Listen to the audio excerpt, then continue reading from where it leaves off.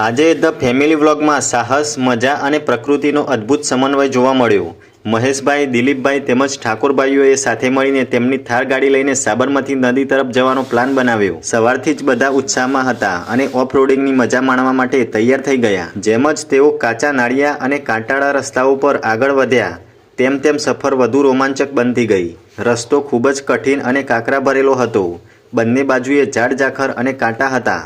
આ દરમિયાન મહેશભાઈ થાર ગાડીના પાછળના ભાગે જ્યાં સ્પેરવ્હીલ લગાવવામાં આવી હોય છે ત્યાં બેસી ગયા। રસ્તામાં કાંટા વાગતા હોવા છતાં પણ તેઓ ખૂબ ખુશ અને ઉત્સાહિત દેખાતા હતા। તેમના ચહેરા પરનો આનંદ સ્પષ્ટ જણાતો હતો કે તેઓ આ એડવેન્ચર સંપૂર્ણ રીતે માણી રહ્યા હતા। થોડીવાર પછી બધા સાબરમતી નદી પર પહોંચ્યા। ત્યાં પહોંચતા જ મન પ્રસન્ન થઈ ગયું। સ્વચ્છ પાણી, આસપાસના લીલાછમ પહાડો અને શાંતિપૂર્ણ વાતાવરણ બધાને મંત્રમુગ્ધ કરી દીધા।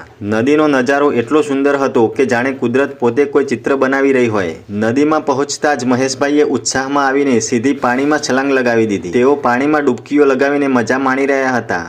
દિલીપભાઈ અને અન્ય ભાઈઓ પણ પાણીમાં ઉતરી ગયા અને બધાએ મળીને ખૂબ જ આનંદ કર્યો। મહેશભાઈએ પાણીમાં કૂદકા મારીને અને વિવિધ કરતબો બતાવીને સૌને મંત્રમુગ્ધ કરી દીધા। તે દ્રશ્ય એવું લાગતું હતું જાણે કોઈ વોટર પાર્કના સ્વિમિંગ પુલમાં બધા મજા કરી રહ્યા હોય। ઘણો સમય સુધી નદીમાં મસ્તી કર્યા પછી બધા ભાઈઓ પાછા ઘરે જવા માટે નીકળ્યા। પાછા જતા સમયે પણ મહેશભાઈએ ફરીથી થાર ગાડીના રૂફટોપ પર બેસવાનું પસંદ કર્યું। ખુલ્લી હવામાં પ્રકૃતિના સુંદર દ્રશ્યો વચ્ચે મુસાફરી કરવાનો આનંદ તેમણે દિલથી માણ્યો।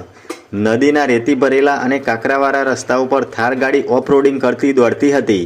રસ્તામાં રેતી ભરેલા ટ્રેક્ટરો પણ પસાર થતા હતા જે દ્રશ્યને વધુ જીવંત બનાવતા હતા। ફરીથી કાચા અને કાંટાળા રસ્તાઓમાંથી પસાર થઈને મજા અને યાદગાર પળો સાથે બધા ભાઈઓ સલામત રીતે ઘરે પહોંચી ગયા। આ સમગ્ર પ્રવાસ સાહસ, મિત્રતા અને પ્રકૃતિની નજીક જવાની એક સુંદર યાદ બની ગયો જે દરેકના દિલમાં લાંબા સમય સુધી જીવંત રહેશે।